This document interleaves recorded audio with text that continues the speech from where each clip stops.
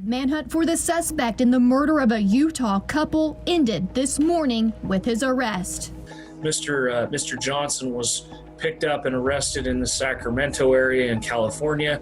Albert Johnson is accused of killing Catherine and Tony Butterfield in their home while their 3 children slept. Obviously, it's a big relief. It's great progress in the case. Police have been on the lookout for Johnson since Saturday morning when they got a call at 1:15 a.m. Well, the 911 call came in from a neighbor who reported that, that they heard what they felt like were gunshots and a woman screaming. Police arrived to find a gut-wrenching scene. Well, so they proceeded to the backyard of the home where they found Mr. Butterfield face down just outside of the door, deceased. Just inside the home, almost in the doorway, coming back outside into the backyard, they found Mrs. Butterfield deceased. Both of them had gunshot wounds. The couple's 3 young children were unharmed. At this point, the intruder had fled from the scene, and so it was then that we learned that that these were parents, this was a family, and that we had 3 children under the age of 4 years old that were left behind.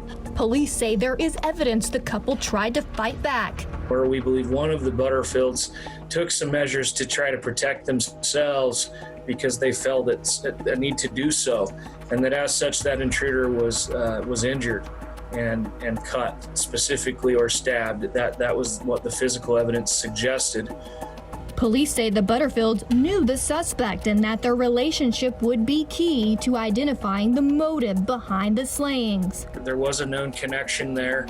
It was not a random act of some random home intruder coming in. The suspect's wife, 29-year-old Sina Johnson, was arrested Monday and charged with obstructing justice and destroying evidence. Her husband, Albert Johnson, faces far more serious charges. I believe that he has been charged with aggravated murder, 2 counts, which is the most serious offense here in Utah. Family and friends are struggling with their loss. My brother called me at 4 o'clock in the morning on Saturday morning, and I thought he was kidding with me. I thought he was playing some sort of a joke or something. I didn't believe him. West Jordan police hope capturing the person they believe is responsible will bring them some comfort. Tony and Catherine were just good salt of the earth kind of people. Their smiles, their willingness to help out everybody, just great people. Sad to see them go. It's extremely sad. And now think about the lives for those 3 children growing up without mom and dad who were fighting for their lives. Let's bring in Chanley Painter. Chanley, the first thing, the mugshot. We see this suspect, his face is bruised up. We heard in your story that the Butterfields fought back. Is it clear how he got beat up like he did in this mugshot? Is that from the arrests, or was that from what happened the night that he allegedly shot and killed this couple? Well, I spoke with the West Jordan Police PIO today. He says that is from his arrest early this morning. If you look at the mugshot, there's still blood on the hoodie. This incident with the Butterfields happened 4 days ago. So it's definitely from this morning. They said he evaded police. He tried to escape and resisted arrest to the point that now he looks like that. That's what the U.S. Marshals had to do this morning to arrest him and bring him in. He's going to be extradited back to Utah. There's a hearing in California on Friday to start this extradition process. But yes, you're right. The Butterfields fought back. The PIO said that the evidence at the scene showed that both the husband and wife were armed with knives trying to defend themselves and their home. And ultimately, the intruder had a handgun and both were killed. There are 3 children. That's the sad part of this, Vinny. I know that that's mentioned in the story, but 3 young babies were upstairs asleep under the age of 4, now without parents. Do we know anything else about the suspect? Because they mentioned that this isn't random. This wasn't a random break-in home invasion type of thing. There was some connection between the suspect and the family. That's right. It's clear that this was a targeted home invasion, but the police aren't giving any details on further what the motive may be or how they know Johnson knew the Butterfields. But we do know that while Johnson was not known to the Utah police, he has an extensive criminal history in Sacramento County, California, where he was found and located this morning, several days later. If you look him up, Vinny, in the Sacramento County records, he's AKA known as Psycho Al. He has a plethora of misdemeanors and felonies from '09 to 2011 there. It looks like he got 5 years probation for an assault with a deadly weapon in 2011. He was put on 5 years probation, but then he, in August 2011, he pled no contest to aggravated battery and was sentenced to 4 years in California State Prison. Wow, I can't imagine what the connection would be with this family and a guy named Psycho Al. I mean, it's going to be unbelievably fascinating to find out what that connection is and how it could lead to a motive here. I can't imagine what it is. We spoke with Vince Velasquez, detective from ATL Homicide. You may know the show.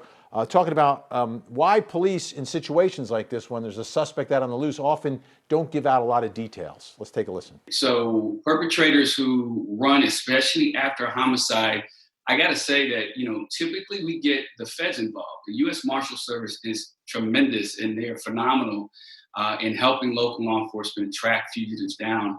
And these men and women who work these fugitive cases from the Marshal Service are like hound dogs. They will not let this thing sleep. This guy, this perpetrator in Utah, literally on the run, is an adrenaline rush, especially right after he commits this crime. He's running, but then he's not sleeping.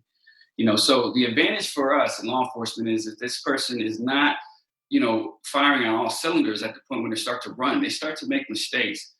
It makes sense why the U.S. Marshal Service or local law enforcement isn't sharing the details of how they track this person down for a few reasons. One, we don't want the general public to know the tricks of the trade, but rest assured, technology is a piece of this thing.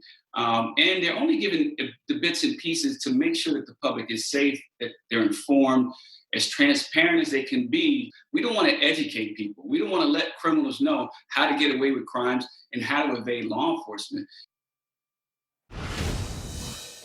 And Chandler, this is a case where you've got the Marshal Service out there. I mean, they end up catching him in another state, but I guess he had a connection to that state, which may have been one of the reasons they were focusing in that area. Exactly. That's what the PIO indicated today, that he had some sort of connection to Sacramento. Of course, with his criminal history there, it seems like he lived there at one point.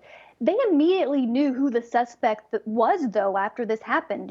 They had a 911 emergency call 1:15 a.m. on Saturday morning, but they are being a little equivocal on what led them to Albert Johnson. So this investigation is ongoing, Vinny. That was very clear. They still have a lot. They want to go and interview this guy ASAP to see what he will say, if he will talk to the authorities, as well as he left behind, if it is him, his DNA at the scene, because like I said, the homeowners fought back with knives. He had some cuts and other injuries, even though the mugshot photos around his face, that is from resisting arrest this morning. Amazing job by police in this case. All right, let's turn from the investigation. Let's talk about the family that's left now, the Butterfield's family, which is going to be these three children. How are they doing? What do we know about that? How are they going to be taken care of? Well, Vinny, there is a GoFundMe page that was made for the children's benefit. Really, it was started on Saturday. It had a goal of $225,000. Already today, the total is up to $218,000. This will go into a trust for the three children. Like I said, they're all under 4 years old. The children are in the care of family members right now. And this GoFundMe narrative, if you go to the page, it talks about the victims in this case. Catherine was a ray of sunshine. She had a vibrant smile and a beautiful singing voice. The husband, Tony, was a talented craftsman, always with a project up his sleeve. And it goes on to say, with the loss that this family is suffering, this community really is suffering there in Utah.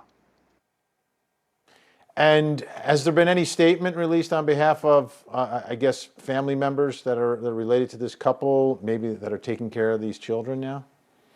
Yes, the family through West Jordan Police issued a statement. And interesting, Vinny, what stood out the most to me, of course, they say how they're mourning and that they are in grief, but they say, quote, "We hold no ill will towards the perpetrator and pray for them and their families." What a way to look at that. Unbelievable. Chanley, thanks so much.